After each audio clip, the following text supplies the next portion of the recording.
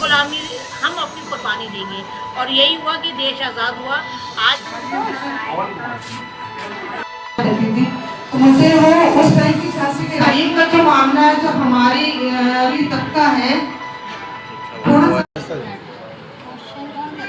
Banner पे लिखा है ये वो महान नारियां हैं जिन पर हमको सबको गर्व होना चाहिए। क्या इसका मतलब मुख्य उद्देश्य? देखिए, हमारे देश को अंग्रेज़ों की गुलामी से आज़ाद करने के लिए हमारी भारतीय महिलाएं उस वक्त परिस्थितियाँ ऐसी थी कि अपने संतानों को कुर्बान किया, अपने पति को कुर्बान किया, अपने भाइयों को राखी बांध बांध करके देश की को अंग्रेज़ों की गुलामी से आज़ाद कराने के लिए लड़ी और शहीद हो गई। वो वीरांगनाएं थी। उस वक्त हालात थे कि हम गुलामी नहीं बर्दाश्त करेंगे, जुल्म बर्दाश्त नहीं करेंगे, हम देश को आज़ाद करेंगे। उस आज़ाद कराने के पीछे मकसद था कि हमारे आने वाले देश की जो हमारी आने वाली नस्लें हैं वो अंग्रेज़ों की ग़ुलाम ना बने। हम अपनी कुर्बानी देंगे। और यही हुआ कि देश आज़ाद हुआ।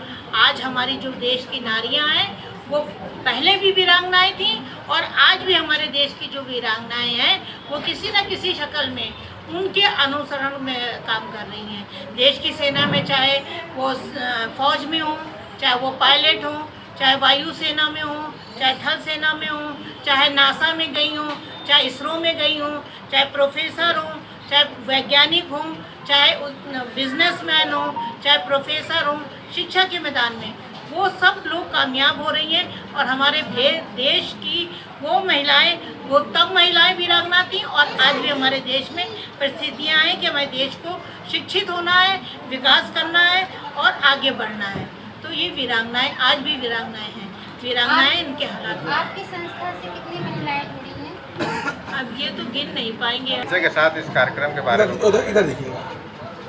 मैं डॉक्टर मीनू खरे, मैं पूर्व निदेशक हूँ आकाशवाणी लखनऊ की और इस समय पिथिन काउंसिल ऑफ इंडिया की वाइस प्रेसिडेंट हूँ और पिथिन काउंसिल उत्तर प्रदेश की मैं सेक्रेटरी जनरल हूँ। ये सबसे पहले तो मैं ऑल इंडिया मुस्लिम महिला पर्सनल लॉ बोर्ड के अध्यक्ष शाइस्ता अंबर जी का धन्यवाद देना चाहूँगी कि उन्होंने इतना समसामयिक विषय रखा और इस पर एक कार्यक्रम आयोजित किया। महिलाएं जो आधी दुनिया हैं वो उनका योगदान तमाम विपरीत परिस्थितियों के रहते हुए भी उनका योगदान हमेशा आधा है। बराबर से कंधा लड़ाने की जो उनके अंदर की जो क्षमता है वो आज़ादी के दिनों में भी हमने देखी। और चाहे वो बेगम हजरत महल हो, चाहे वो झलकारी बाई हो, चाहे वो रानी लक्ष्मीबाई हो, चाहे 15 बरस की मैना बाई हो, जिन्होंने 15 वर्ष की जो बच्ची जिसने अंग्रेज़ी महिलाओं को सुरक्षित स्थान पर पहुंचाने का बीड़ा उठाया और जब वो अंग्रेज़ महिलाएं सुरक्षित स्थान पर पहुंच गई तो उन्होंने मैनावती को जिंदा जलाया।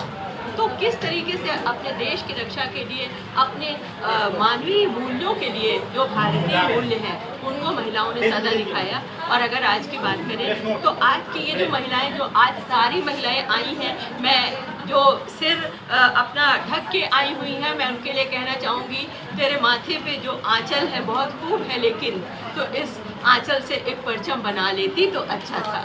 तो इस महिलाएं जो हैं वो सभी वीरांगनाएं हैं। कितनी विषम परिस्थितियों में भी वो अपने परिवार का पालन पोषण करती हैं और ऊंचे से ऊंची कुर्सी पर आ जाकर महिलाएं बैठी हैं।